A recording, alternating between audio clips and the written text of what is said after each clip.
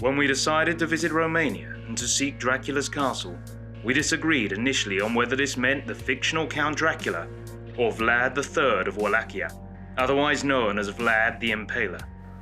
We decided to start with Stoker's Count. At the start of Bram Stoker's Dracula, the young solicitor Jonathan Harker has a strange journey to Castle Dracula, ending up taken by carriage to a vast ruined castle from whose tall black windows came no ray of light. This was our first goal. Harker faced wolves, mysterious figures and warnings on his way to the castle, but our first challenge was the Bucharest traffic. Bucharest, according to a 2014 study by TomTom, is the city with the most traffic in all of Europe. But anyway, now we're going to try and get out of Bucharest and head up towards the Carpathian Mountains and Dracula's castle.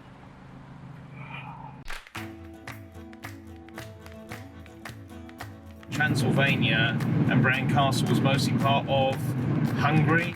I drift, I'm a drifter, it is something that I do. I never cared much for routine or discipline like you. So they would have actually had to come down through the Carpathians to get to the castle, whereas we're going straight up to the bottom of the Carpathians to get there. Or do we choose how that's part of it? Decisions come and go. Rigid expectations, the only thing a drifter knows. And all the things they said I could have done, I'll never get to do. Cause I was born adrift. Do you like drifting? Do you like drifting? I'm a bit like you.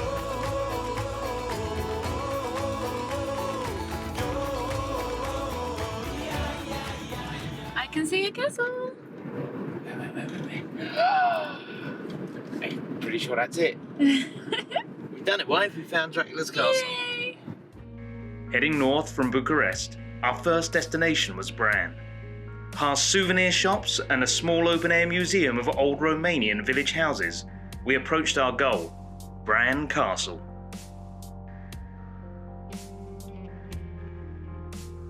We're currently here just outside of Bran Castle, Castle Dracula.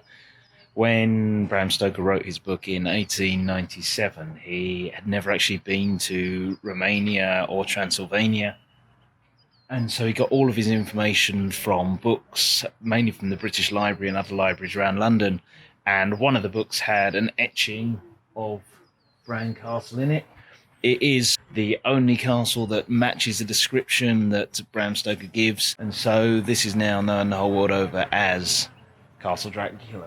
I think it's fair to say that I have achieved what we set out to do in less than 2 days, and we have found Dracula's castle. Welcome to my house. Enter freely and of your own will, says Count Dracula on Harker's arrival. Come in, the night is chill and you must need to eat and rest. As we were following Harker to the castle, we decided we should eat as well.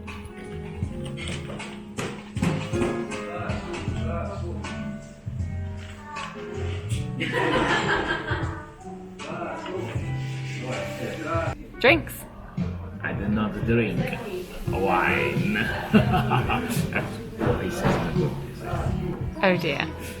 Now we're at the Castle Brown restaurant. The castle's just outside the window, and when we got in touch to get permission to fly the drone here, we also were recommended we have dinner, so why not indeed?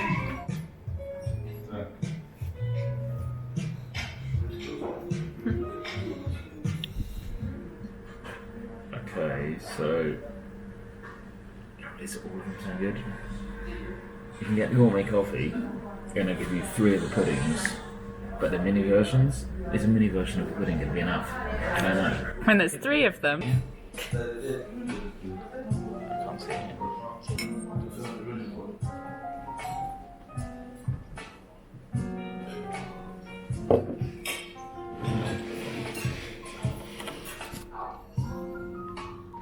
So, Bram Stoker's Castle Dracula. On a bright sunny morning, it's a beautiful, beautiful castle, but you can see already, you know, a bit of a storm. You can see why this was a setting for Dracula. And it does have all the things that he describes in the book. It has the precipices where they're looking out the windows and you just see it drop down.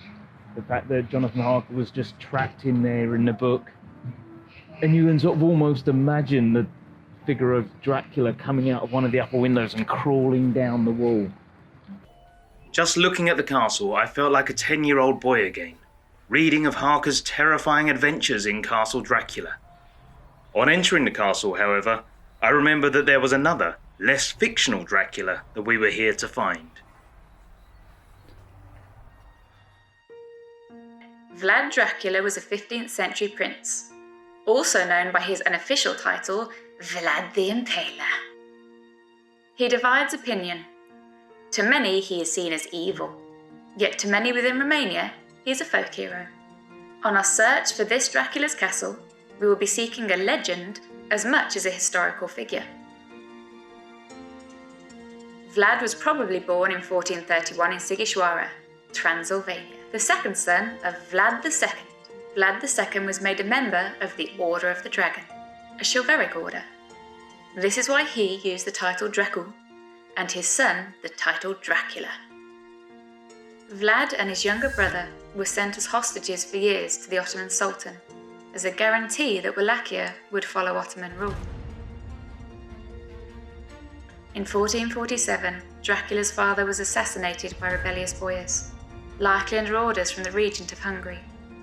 Vlad's older brother Mircea was blinded and buried alive, and the Hungarians put Vlad's cousin on the throne.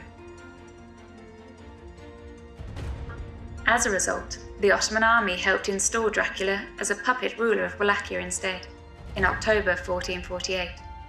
This lasted less than a month, before the Hungarian army helped chase Vlad back out of Wallachia. Eventually, Dracula managed to win Hungarian support, as his cousin lost favour. And in 1456, it was his turn to arrive in Wallachia, with a Hungarian army.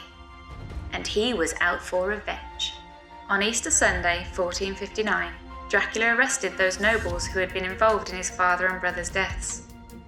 The younger of them were sent to Penari to rebuild Dracula's fortress. Those unable to help were impaled on spikes. His wars against the Turks would involve much more impaling of his enemies, and his rule over Wallachia was seen as fair and orderly, but often brutal. In November 1462, Vlad crossed to Transylvania for a meeting with his Hungarian ally, Matai Corvin. However, on arrival, he was arrested on what were probably false charges of collusion with the Turks, and imprisoned in a dungeon, where some say he was driven mad. In 1476, Vlad was released to lead armies against the Turks once again, and in November, he begins his third reign as ruler of Wallachia. Sadly, this did not last long. In January 1477, Vlad was murdered, and his head displayed upon a stake in Constantinople. As Bran Castle lies inside the old region of Transylvania, not Wallachia, it would not have fallen under Vlad the Impaler's rule, and there are no records to suggest he ever captured it.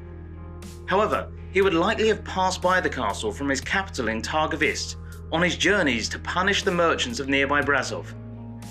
We explored the castle looking for any links with either of our Draculas. The courtyard looked of considerable size, and several dark ways led from it under great round arches. In no place save from the windows in the castle walls is there an available exit.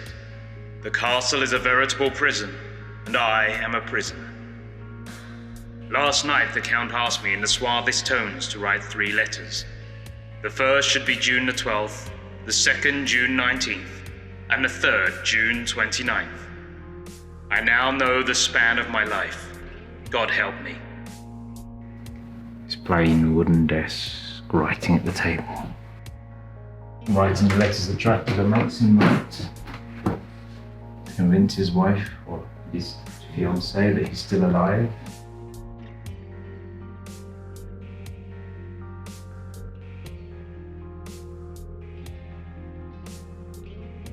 The thing is one both ways, I don't know what to do.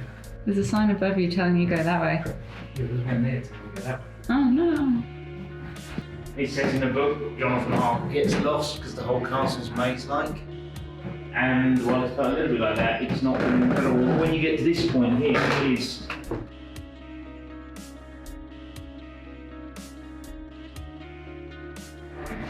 Suddenly all gets very confused.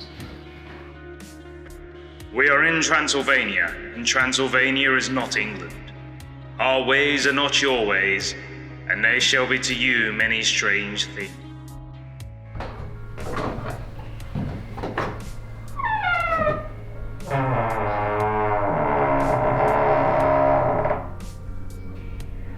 Up to you, my dear.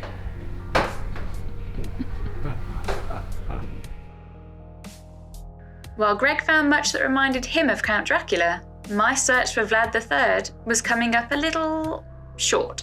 So my favourite writer, Karen Chance, she takes real historic people and historic events. She puts a bit of mythology into them. She spins it into a great story and then gives the character a new purpose.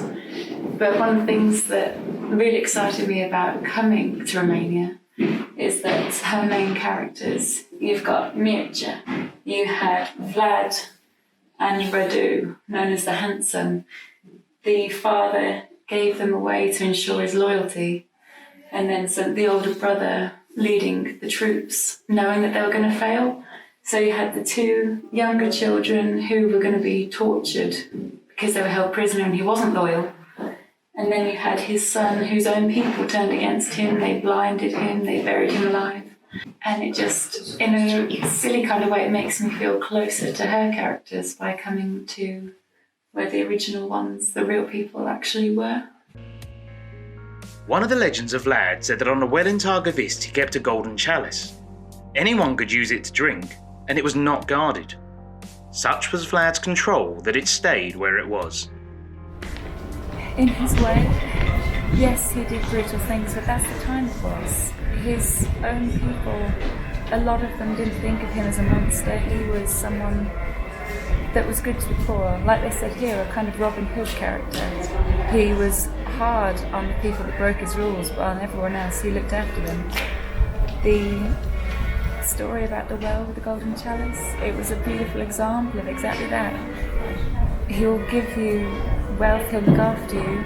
If you break his rules, you'll be impaled on a stick or tortured. But if you stick to the rules, he was very fair. In an exhibition in some of the rooms, however, we were reminded again of Vlad's darker reputation, as we came face to face with some of the harsh punishments handed out in his era and beyond. That's less torture and more restraint. And begins to think, can I do an escape from that? I guess I should just be grateful he wasn't looking at any of the ones with spikes.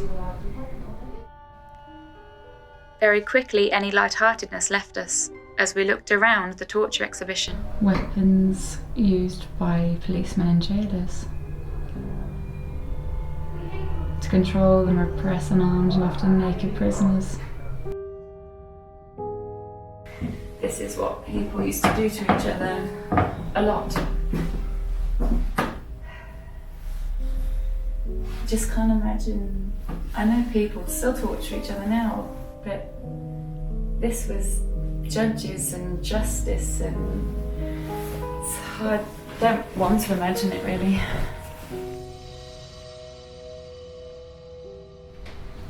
Let's face it, this was the torture we expected to see here. And if they got it right, you could be impaled so the spike comes out of your mouth and you're still alive for a while. It does just make you wonder why Bram Stoker felt the need to invent a monster. Because the story of Dracula and the vampires and everything else is fictional, and yet still I don't think there's anything in Bram Stoker's Dracula that is as grotesque as just one of these torture instruments. I think it's time to leave the torture rooms and get back on with exploring the castle.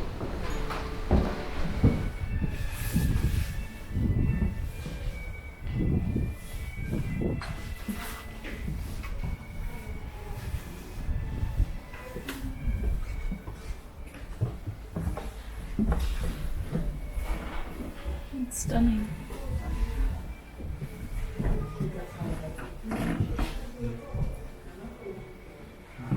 Yeah, this castle is stunning, and it's Dracula's castle, like I said, in terms of Bram Stoker's book.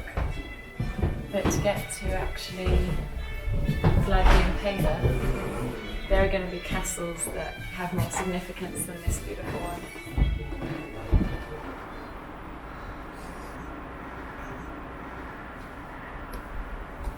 It burns! It burns! We're going to find places Dracula actually was, and we're going to find actual Dracula's castle. We go to Rome. We need to start off with his birthplace in Sighișoara.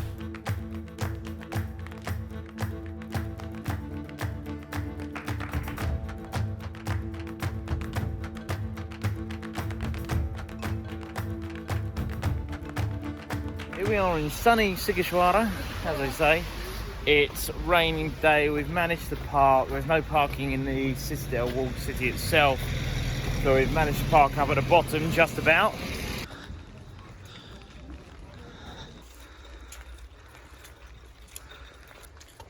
Well, we've got the promised cobbled streets. Let's go look for his house. Vlad Dracula was hosted here between 1431 and 1435 by the mayor of Sighișoara, and he had children here, but for our purposes the most important was that in 1431 his wife gave birth to Vlad, who would later become Vlad the son of Dracula, Vlad Dracula, and he's what we're here for. Okay, so we are stood outside the house where Vlad Dracula was actually born. However, they apparently are closed today.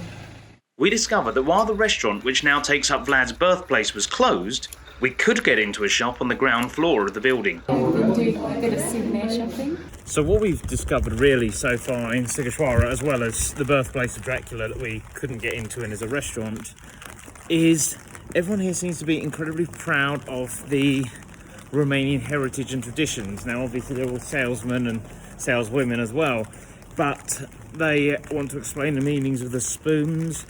They have a ceramic which apparently is the oldest ceramic in the world. With these, the birds, so any that have the birds on, they mean woman, and then the beast means man. Let's get one of each then. Yeah. They want to share it with you, which is really nice. And coming to Romania, I knew that I wanted to get one of the carved wooden spoons. Now I'm going to be nerdy again, but it's thanks to Karen Chance. In one part of one of her books, it explains how that Mircea's house is full of very expensive things, and yet when the house is being attacked and destroyed, the people that know him best go for his collection of old wooden spoons from his childhood. They were the only thing in there that had sentiment for him. And so I knew when we were coming here, there's a few souvenirs that I'm keeping an eye out for, like the eggs we've just bought, but the wooden spoon is the one thing that I have to get one when I'm here. Having found Vlad's birthplace and loaded up on wooden spoons, we climbed to the top of Sighișoara. Modern city. All the traffic and noise down there, then up here you've got the cobbled streets and the old buildings. I know that's how it happens, but it feels weird to see it like this, that's all. Okay, so we're supposed to be night in the Sighișoara here, which was the birthplace. Mm-hmm. But because that hotel was covered in mud, we've had to make the best of it. We come right out to Corvin Castle. Now Corvin Castle is one of the places Dracula was supposed to have been imprisoned. It's an incredible castle, isn't it? Very Hogwarts. Isn't it though? We're here today just outside of Corvin Castle in Hundora, I think is how it's pronounced. And somewhere in the dungeons down there, Vlad Dracula was imprisoned. It's before opening time, Security have cleared us to film the drone. We got permission to go onto the bridge. Greg is a bit nervous because it's a big drop and water under there. So he's a tad nervous right now.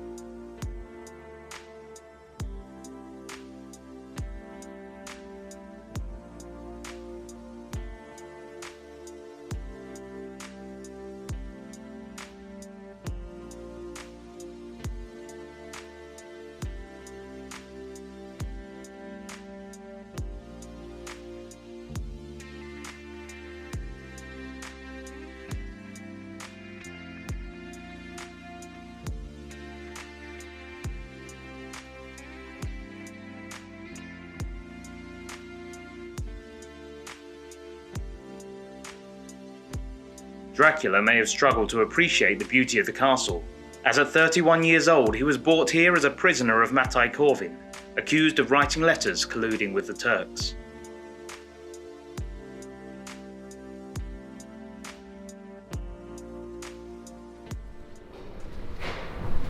Going into the dungeons, which apparently sent Vlad Tepes mad. I don't think this is it. It said below the castle. Yeah. So this is a dungeon, but not the dungeon.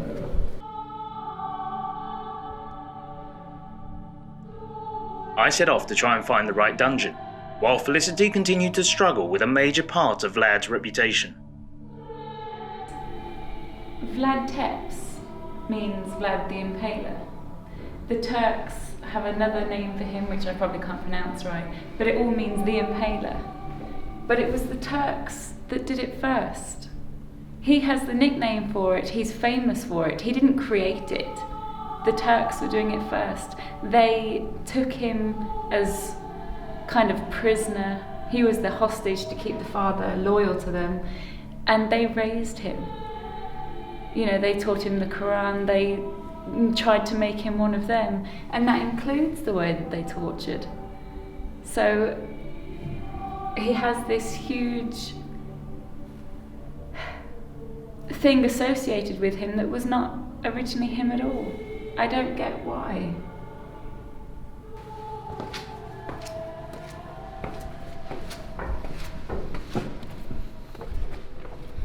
We thought we might see the room where Vlad was held prisoner.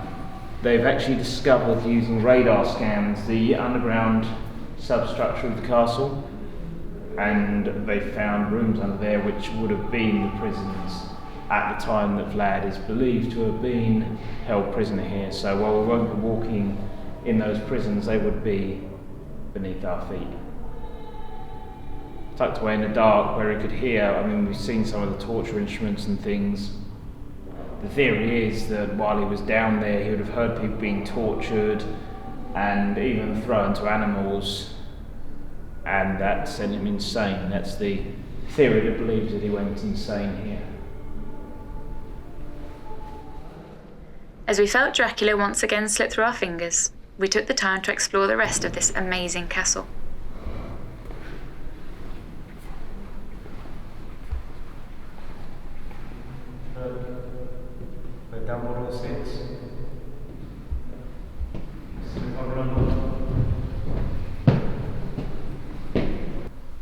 Next question, up or down? Greg's favourite place, the kitchen. The kitchen is empty though. They knew you were coming, they've probably locked it all down. I don't know, food somewhere. So what does it say about this well? They had 3 prisoners dig it, and they promised them their freedom, or the owner promised them their freedom. Before they completed the well, he died, and his wife refused to honour it. And so there are various versions of what the inscriptions said from what I've read. But the suggestion is they placed a curse on the castle. what they wanted to write was, you may have water, but you have no soul.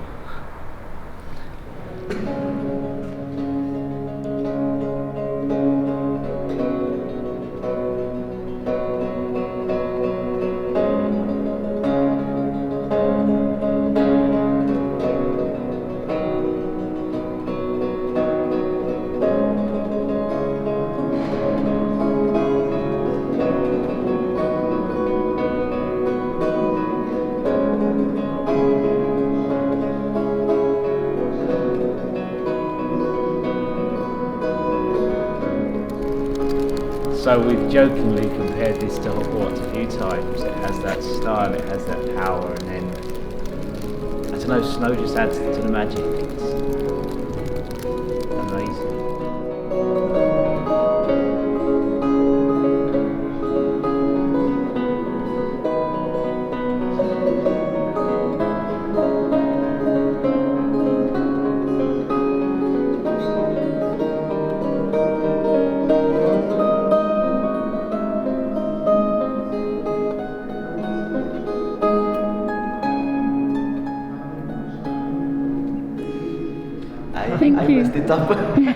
Before leaving Corvin, we stopped off at a souvenir shop for an impromptu history lesson. This coin made by Vlad Dracula, the father of Vlad Cepes, and it's coming exactly this image, which is the head of a Dacic wolf, the body of a dragon, and the cross, the sign of Christianity. So we've just been talking to the lady in one of these souvenir shops, and she was telling us that it's actually only the second time it's snowed here this winter. She says she feels a bit sorry that it's not all settling on the ground because it makes it look even more fairy tale, but I think we're happy it's fairy tale enough. But yeah, we're incredibly lucky, only the second time it's snowed here this winter. So I've been to some lovely castles, but I'm sorry that I think this one has my favourite title. It's so beautiful. it is amazing.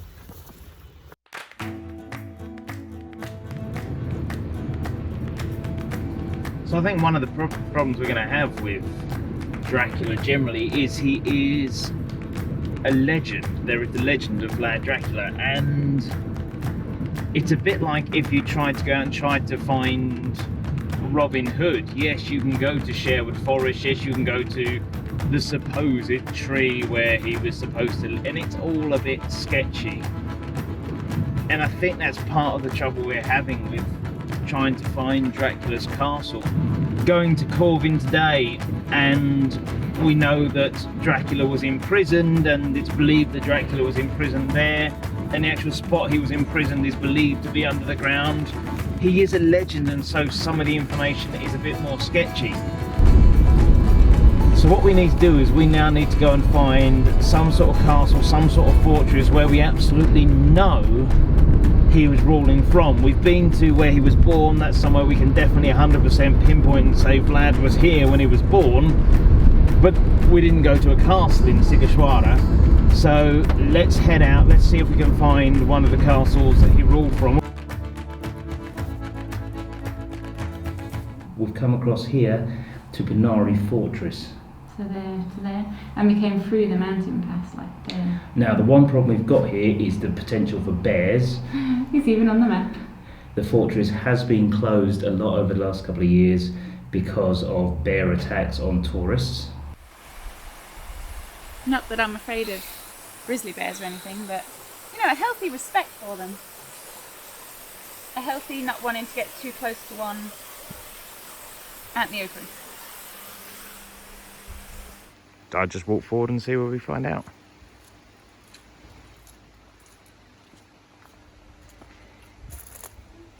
We are at the base of the Penari steps. There's definitely no one about here. The people in the restaurant over there tell us that the guy to pay is at the top, so... It doesn't look like there's anyone here. There's only a car with ice on it. It's just... That's their souvenir shop and everything. There are days like this where 1,480 steps would be our biggest worry of the day. Not here. That one looks a bit rotten. What do you think? This is Felicity trying to decide on the best. Stick. So we can still see off in the distance electrified fences, which apparently have come in sometime over the winter to try and stop bear attacks. We're about a third of the way up. We've currently seen neither bears nor anybody we have to pay. Or anybody at all. I thought you see a bear or something. If I've seen a bear, I'm not saying hang on a minute. Well, you might. I'm going to say bear. They let themselves into people's fields. They let themselves into their gardens and their rubbish bins. They walk along the main road. If they can get in and do that stuff, we've seen they can open cars. What chances are electric fences stopping a really determined bear? We've got to be 2/3 of the way now. This is me, picture of elegance, about to fall on my face. To quote Mr. Alexander, didn't look that high in the catalogue. You have not got any garlic cloves. Have you got any onion? I have not got any onion. Have you got anything that's supposed to work against a striga or a strigoi or a vampire or bear? If I have to, I will fashion a hasty steak. Are we talking the food kind to appease them or the jabby kind to deter them? Are you just stalling because you don't want to climb up those steps? Shucks. Seriously, I'm not sure what all this worry about bears is about. They're absolutely fine. I know bears. They have little rainbows on their chests and they do some sort of rainbow dance or something. And they're all different bright colours. What about Paddington? He's not a Care Bear. To be honest, Care Bears look like they're on drugs, so that might be the scary kind of bear. Isn't Paddington meant to be a friendly bear? I don't know. Bear on drugs seems like it'd be alright. Depends what kind of drugs. The ones that make you paranoid or the ones that make you chill? True. What about the picnic baskets? What about? A shogi. I don't know many bears. Uh-oh. No, not that uh-oh. The on video uh-oh. What? The uh-oh where Vlad has sent out a welcome party for us. What are you talking about? Are there people? I think they were, before Vlad got his hands on them. Oh. I said not that uh-oh. If they're on stakes, they're going to be no bother to us, are they? Yeah, but it's not the people on stakes you worry about, wife. It's the people that put them there. Well, we finally made it up to the fortress. We've finally found a man to pay right at the very, very top. Very nice, very friendly guy. We're the only people up here apart from him. And his gorgeous dog. And his gorgeous dog. And of course, the two people currently on the spikes. Look, ready? Yeah.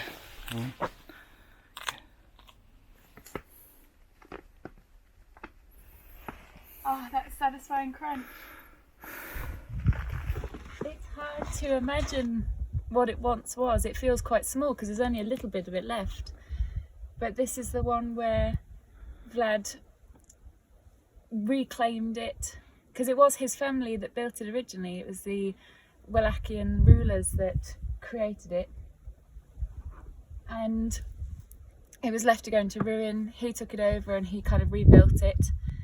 And then when his younger brother was coming to try and take him hostage, he escaped, but his wife, not wanting to be captured and enslaved by the Turks, she threw herself into the Argus River. And Vlad Dracula, leader of Wallachia, is forgotten because we found a dog. Maybe we should call him I think the Impaler is a nice name for a dog. So as we are in what could probably be most realistically described of the ones we've seen so far as Vlad's castle, as Dracula's castle here at Penari, and this is a defensive fortress. It's an incredible place. And one of the big problems with trying to do a video about Vlad Dracula is that his story entwines history and myth so much that trying to pick the pieces apart and trying to figure out which bits are real, which bits aren't, really becomes such a difficult job. And we're trying our best. We're a travel documentary, we're not a historical documentary, but we want to get the facts right. And what we're finding is the facts are blurry. What we are presenting is a story, a legend. See, I always feel sorry for Vlad. He had a horrible life. he did his best to rule, and then you get bits like after his wife died, he married again, but he also had mistresses. One of them claimed to be pregnant, and so he literally tore her apart to disprove it. And I look at that and think, it gets hard to feel sorry for it when that's what he did for that reason. But again, you live in the world of who wrote the history, and did that ever happen? They all said that it was written by his enemies and that they made him out to be a monster, whereas his actual own people, they had him as a bit of a hero. So, one of the legends of Penari Castle and one of the stories of Vlad is that he had to escape from here and he was being chased.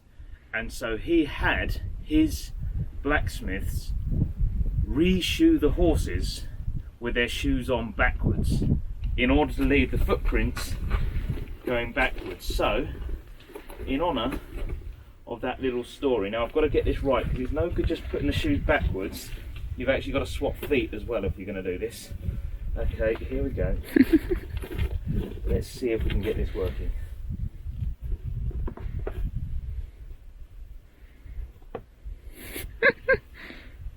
I'm sure that's just what the horses look like. The best bit about this is, whoever comes up here next is going to wonder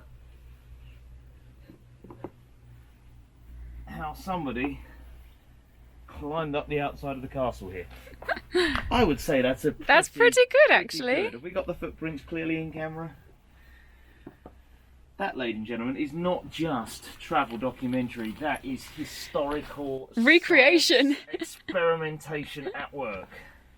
Now you've got to step in exactly the same prints. Mythbusters, eat your hearts out. My poor sweet dog's wondering, what are you doing? Now, if anyone asks you what happened here, you don't tell them because it'll spoil it. Okay? You just say somebody climbed over the wall. Come on, my sweet. There's a good baby.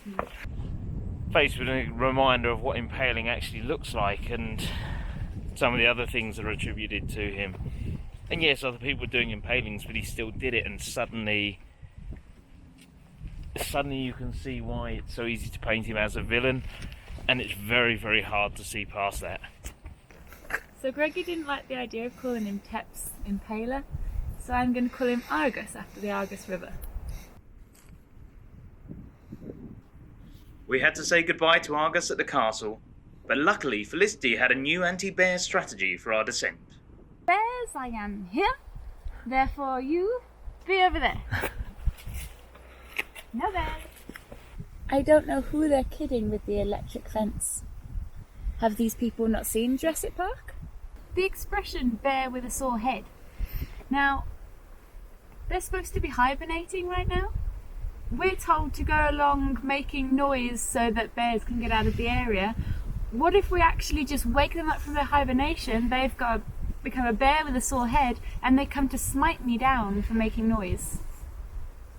How do you know which thing to do? If I tiptoed past them, they'd probably crack an eye, go nah, and go back to sleep. If I'm there stomping along and shouting and singing, I don't know about you, but I'd come and smite me down. Here we are, nearly back down to the entrance of the climb up to Penari Fortress. We have, it appears, managed to avoid being eaten by bears. Hey, we've got a few steps left yet. But having avoided being eaten by bears, Felicity has decided we are going to try looking for bears.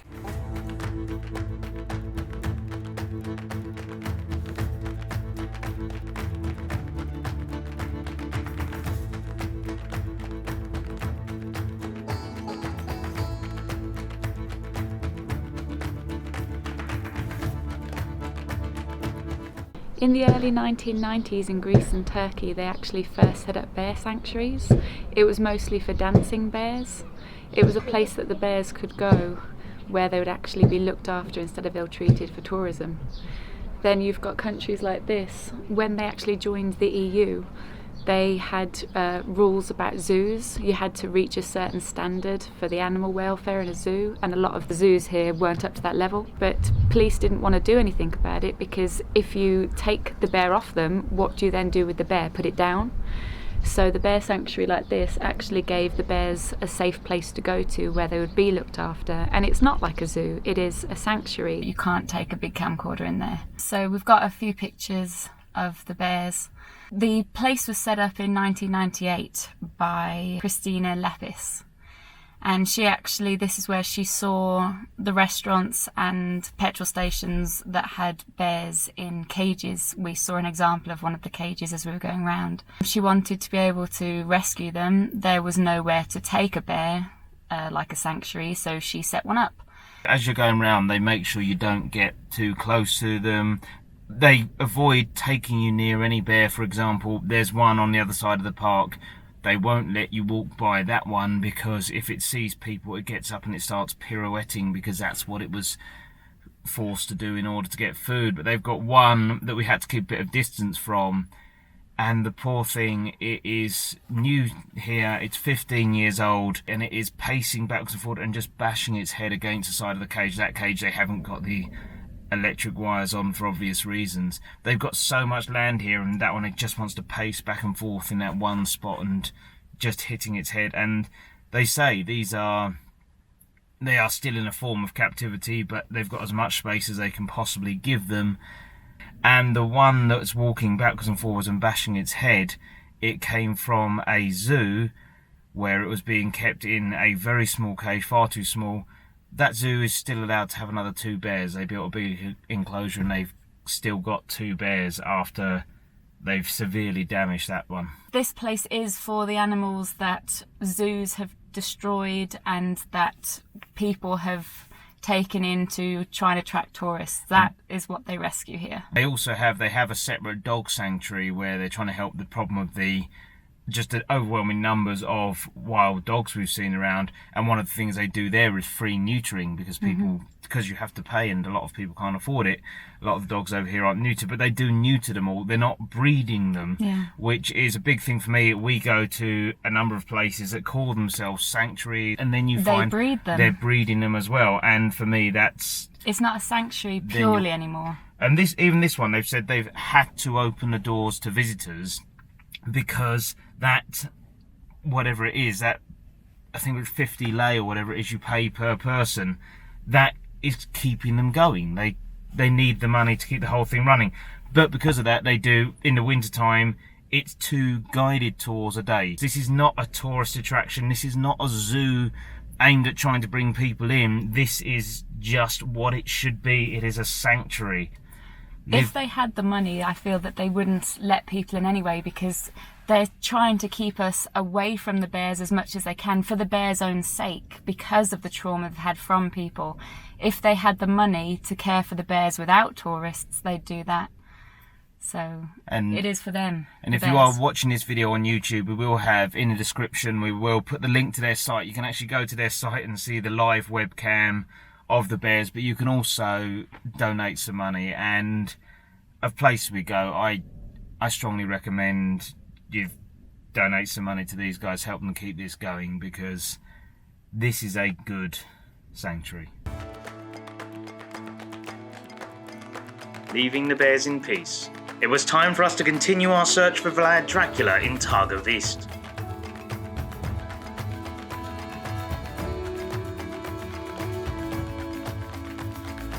So in a world of Dracula's castles, this is the old princely court. This was where some of the time he ruled from. Him and his father both had complicated reigns, where they got power and then they lost it, and then they got it back and lost it and got it back. Vlad Dracula had 2 ruling periods, lost power for a bit in the middle, but Tepesh, that's our Dracula, had the power, then he lost it, got it back for a while, lost it, got it back, and then died.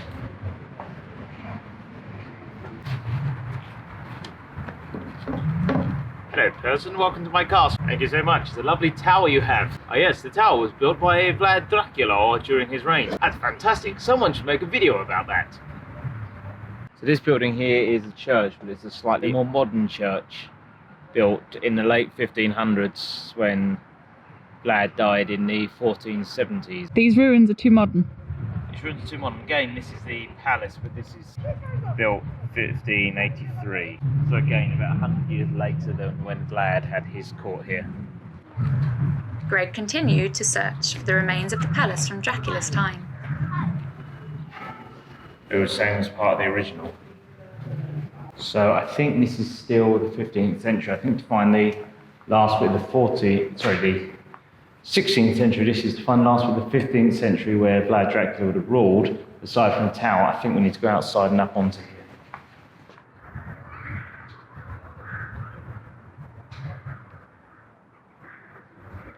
It strikes me that of the places we can really tie Dracula to, because we've had Bran Castle, fictional Dracula, we couldn't really place Vlad there.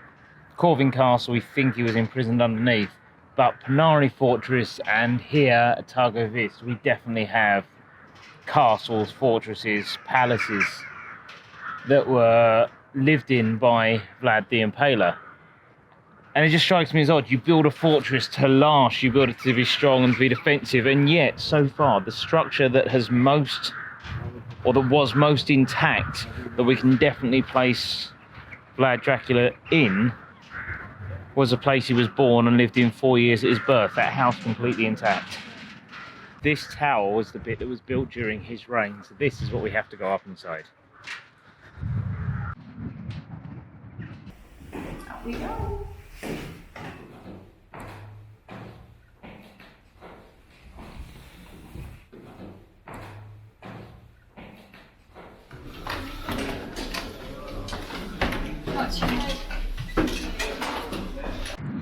Once again, you've got the beautiful old ruins now, mostly, and then just, I don't know why I feel there should be space between them and modern life.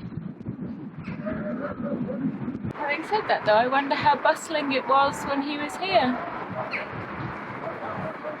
The houses and everything would look different, but presumably they'd still settle around him for protection and everything. But because it's changed again, they've built on it since. I wonder what it was like, the view when he was here. This tower was built during the reign of Vlad, but his palace is no longer there outside. It's just a remains. Someone else's palace has been built up since. This doesn't have the heart of Dracula. I think to claim we found Dracula's castle in this one, I think we'd be pushing it. It was once here. We're in a location where there was once one of Dracula's castles, but now there is a tower and there is a palace from a century afterwards. I think when it comes to finding Dracula's castle for Vlad himself, you really can't do better than Penari Fortress. Bran Castle, good for Dracula vampire. Then you've got Corvin Castle, which was the fairy tales, princes and princesses, or if you're more like me and Greg, wizards and witches. That was a Hogwartsy one. Then when you do Penari, that one is Vlad Tepesh. So apparently I was doing his name wrong, Tepesh. And that one did feel still a ruin. It didn't feel like anyone had messed with it. He lived there, he was chased away from it, it was left to ruin, there were earthquakes that destroyed it, and now it is just left so people can go and see what it once was. But it feels like his place. And then you come to this and it's surrounded by a big city, you've had other people that have built on it, you've got modern stuff with it, and it's just a tower. It doesn't have any heart or soul in it. It doesn't capture his essence at all for me. Penari really did. So here's the thing, I think we found Vlad's castle in Penari. I think searching for another castle at this point in time is not the best use of our time. I suggest we go back to the map and see if there's somewhere else important to Vlad's life that we can visit before we head back to the UK. Plan of action, sir.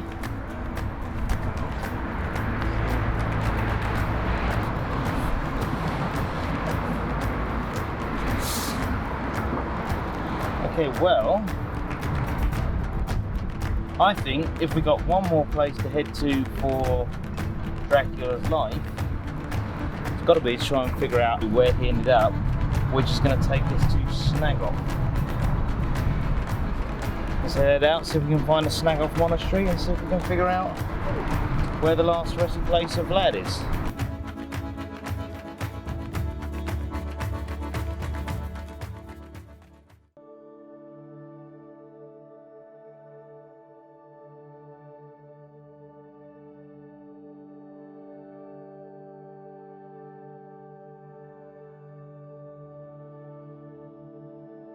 So we've just come out of the Snagov Monastery.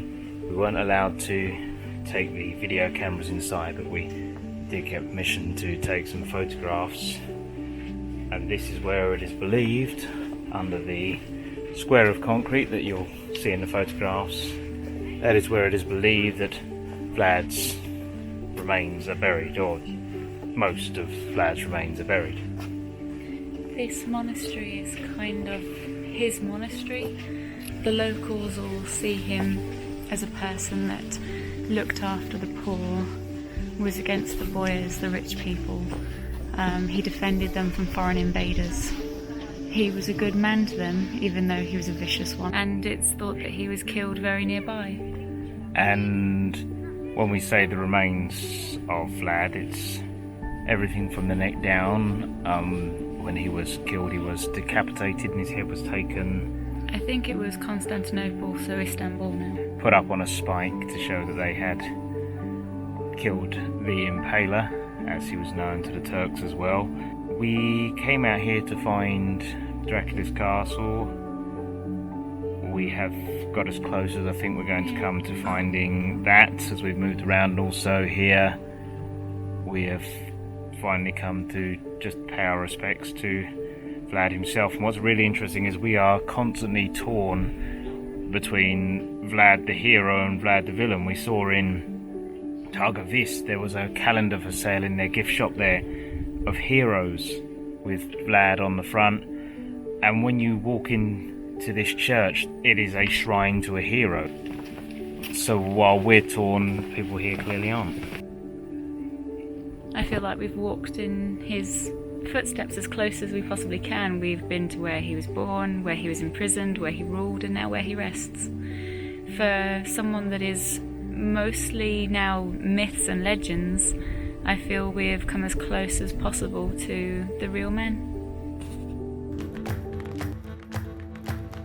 Hold on. Yeah. There's dinosaurs on this.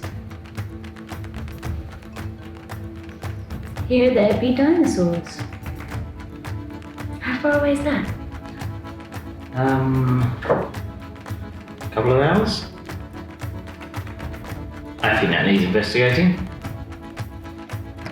So we've followed the sign on the map that says there are dinosaurs here, all the way to what's supposed to be the Dino Park in Constanta, just on the edge of the Black Sea.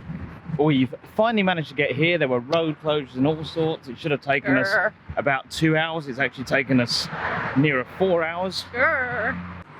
Trouble is, we've not yet really seen much sign of a dino park.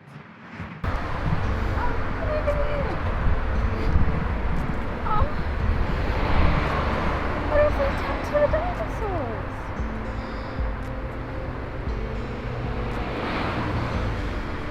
Can we rescue those? Turns out our long journey may have been to See some dead dinosaurs! a few destroyed dinosaur carcasses and a smashed up children's play park. He's lost his head! So they've killed my dinosaurs and it looks like they have real dolphins in tanks in a natural history museum. As far as we're concerned, it's just plain wrong. And so this is not for us. We're moving on.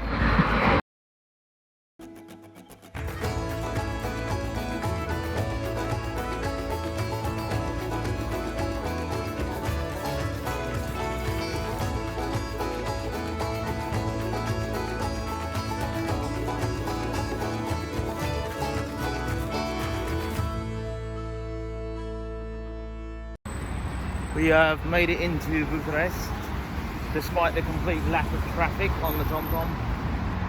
We are heading up. We don't have time to see all the museums in town. There are quite a lot of museums in town. We've got the Natural History Museum here.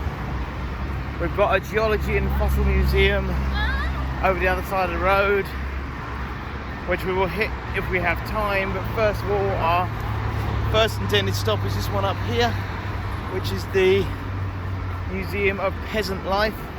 This is the facade of the front facade of the Romanian Peasant Museum, which is closed, but only part of it. They're doing some construction, and so somewhere around the side we're hopefully going to be able to get in and see something. Apparently the Romanian Peasant Museum is also a no-no for a week, so they are doing renovations, so hopefully if you decide to visit it'll be open for you. You'll have to, if you do go, send me a picture or something. And it is a shame, but I suppose we'll have to go and look at some fossils and dinosaurs instead. Dinosaurs, dinosaurs, give me dinosaurs, dinosaurs, do-do-do-do. I'm gonna have to look up how to pronounce these properly. Polyrician, only Romania.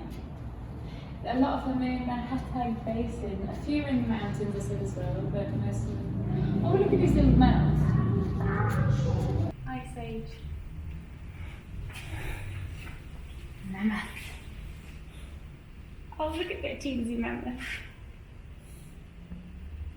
It costs us less than £2 each to get in here, and it's fantastic. This is what I want a natural history museum, fossil museum to look like. It's Victorian, it's still set in a old-fashioned, possibly Georgian even building, looking at the decorations. Looking at the hips, they're a bit old-fashioned still on the hips. I like it, but to be dinosaur they need to be more underneath. Dinosaurs' hips were more like human hips and crocodile hips. I was very intrigued because it does look quite Victorian the way they've done the models. And yeah, the bones they've actually got, you should have a very elongated face. This is actually more like they did in the Stop motion King Kong, yeah. Do you know, it makes me feel like a kid again though, because the style of it all. Yeah. When I was a kid, my mum would collect for me. I was, like most kids, obsessed with dinosaurs, and there was a big collection that would come out probably every month about all the different species of dinosaur and fossils, and the pictures are just like this. I like this place. After we geeked out at the old-fashioned dinosaur displays, we headed down to the geology section of the museum, or as I call it, rooms full of rocks. When we get it at home and they've got the cubes, it's tiny. Whether it's pyrites or the marcasite, they're tiny. This is like... Where's the calcite? I like calcite. Calcite, when you move, it's so shiny. Oh, that's beautiful. Spivina. Given how excited Felicity got over the dinosaur museum, I found one more place for us to visit. Welcome to Dino Park.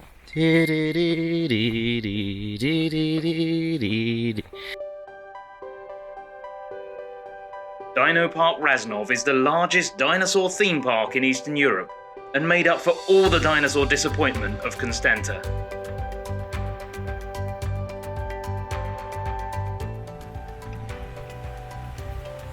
You know that's cheating.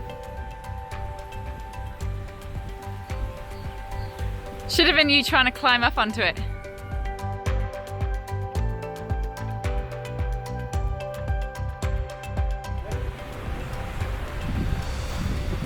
I don't understand the gigantic range. I don't get it.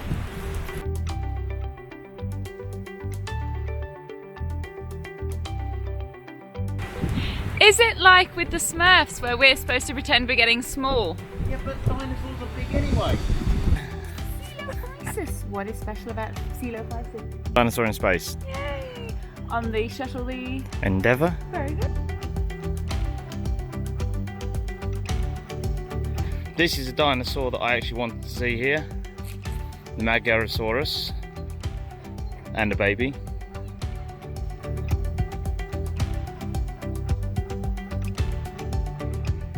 He is actually the largest dinosaur in Transylvania.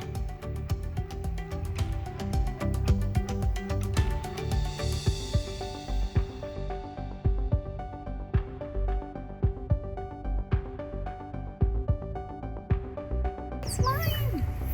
I'm the white! Boldosaurus, wheeled lizard, wheeled of Sussex.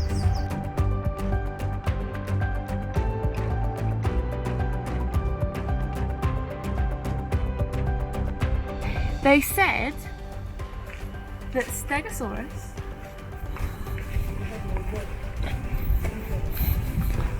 They originally said that the Stegosaurus had the smallest sized brain for the size of its body for any dinosaur.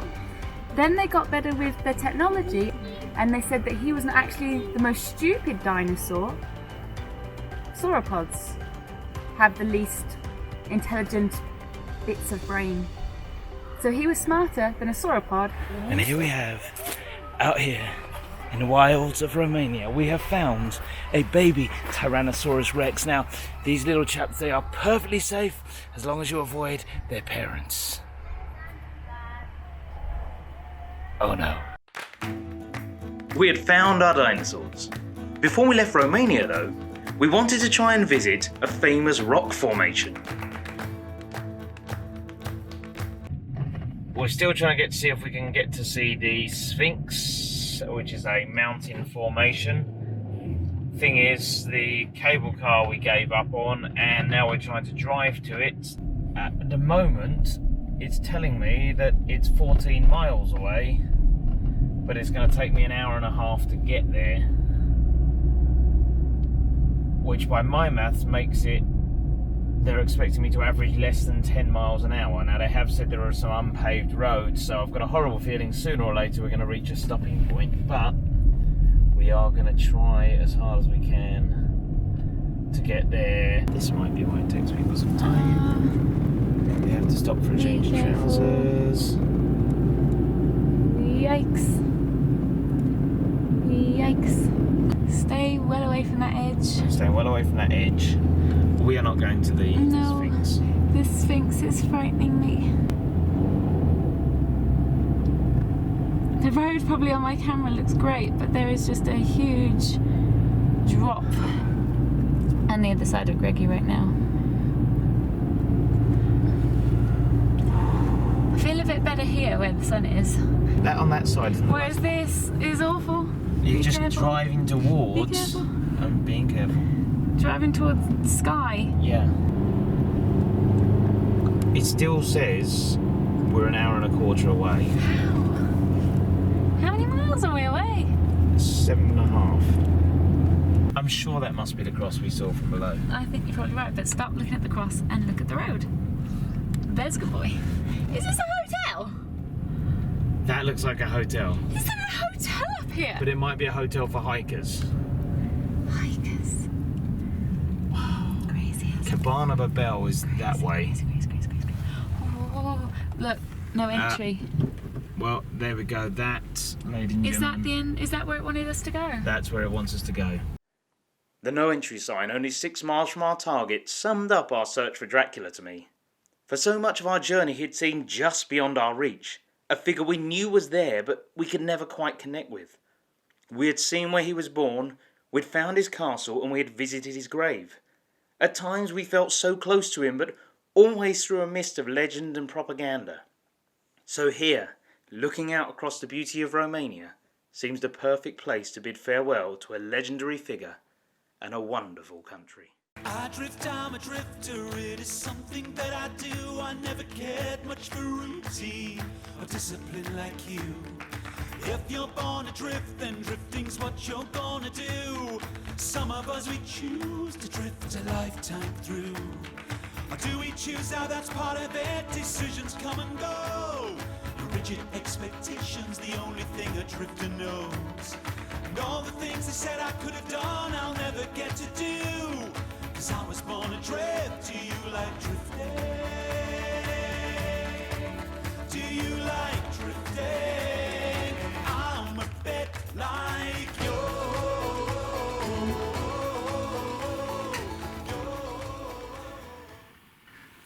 I think I cut myself shaving. How odd.